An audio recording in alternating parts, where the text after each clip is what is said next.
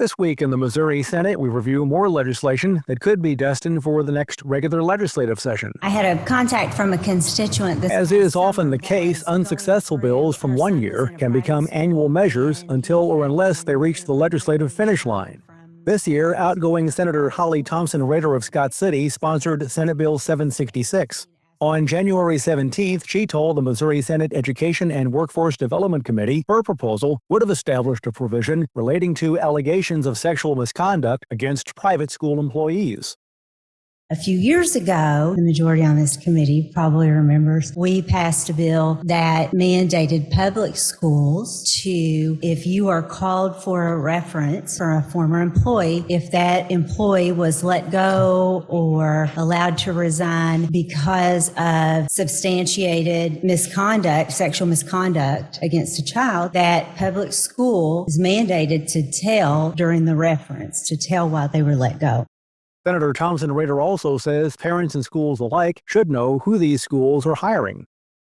That's right. You absolutely do. And we have to protect these children. And if you have been fired because it was found that you had sexual misconduct with a minor that was under your care, you absolutely should not be able to go to another school. All of that should be open information for that new employer to know. And there should be no difference between whether someone is working at a private school or whether they are working at a public school. These are our children we're protecting. Senate Bill 820 with my colleague. Also unsuccessful this year is Senate Bill 820. Senator Tracy McCreery of St. Louis County is the sponsor. On February 7th, she told the Missouri Senate Transportation, Infrastructure, and Public Safety Committee this legislation sought to create the offense of aggravated fleeing a stop or detention of a motor vehicle.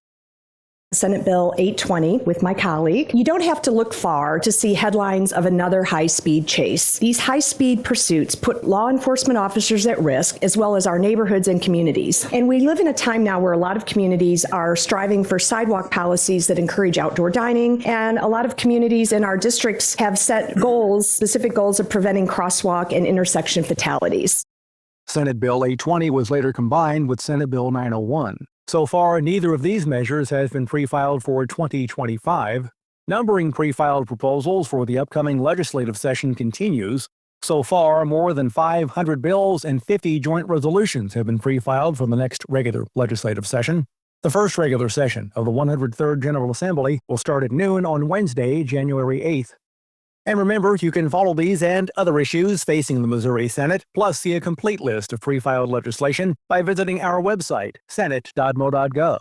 Reporting from the state capitol, I'm Dean Morgan.